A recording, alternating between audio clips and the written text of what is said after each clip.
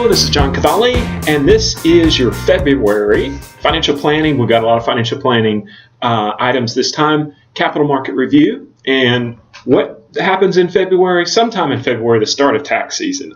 We don't know when it is, but it just starts building and building. So we're going to talk a lot about taxes. I'm going to move over to the screen here.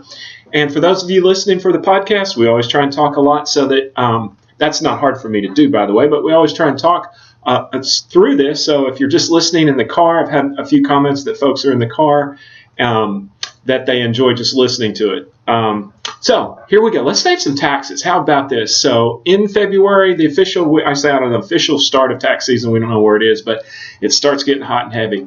So I've got 5 total of these, but I'm only going to, we let 3 out of the box. So HSA, health savings account. If you have a high deductible health insurance plan, if you don't know, call your health insurance carrier. That's the best way. That's my go-to answer, is to find out, because it's hard to figure out if you meet all the requirements. If you do, you have until the regular filing deadline to make a contribution to your HSA.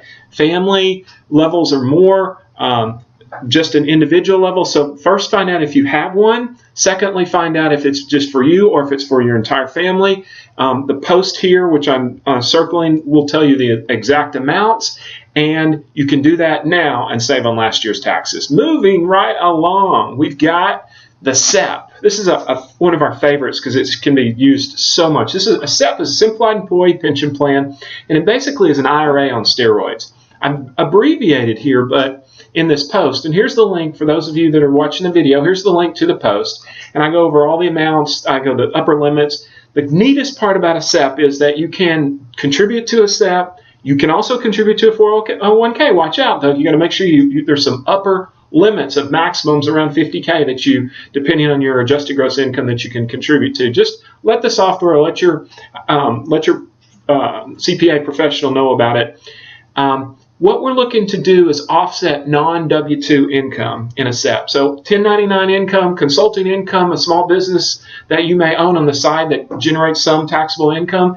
Don't forget, you can offset those funds with pre-tax dollars, such as a SEP. Cool part about a SEP and an IRA, for that matter of fact, is that you can contribute SEP dollars to an IRA. Well, and I'll move right along this. That was a timely, somewhat smooth transition. A pre-tax deductible IRA. We're very careful with our language. We don't want after-tax dollars. If you're going to save, okay, it's great, but after-tax dollars in an IRA is a giant hassle. There's a form that you have to carry on your tax return, and also when you take funds out, it is a nightmare. But if you have W-2 income, unlike what I just mentioned in the SEP, and your employer doesn't have a retirement plan, you should be doing a pre-tax deductible IRA. All other things being equal. We do have one side note on that coming out in the newsletter. We'll save that for later. But at least look at it. The limitations are greater this day and age, whether you can do a pre-tax IRA. Don't do one. Generally, don't do one if you can't do it pre-tax. I've got all the limitations on the post, which is the link here, and the amounts. So moving on, how about some capital market talk?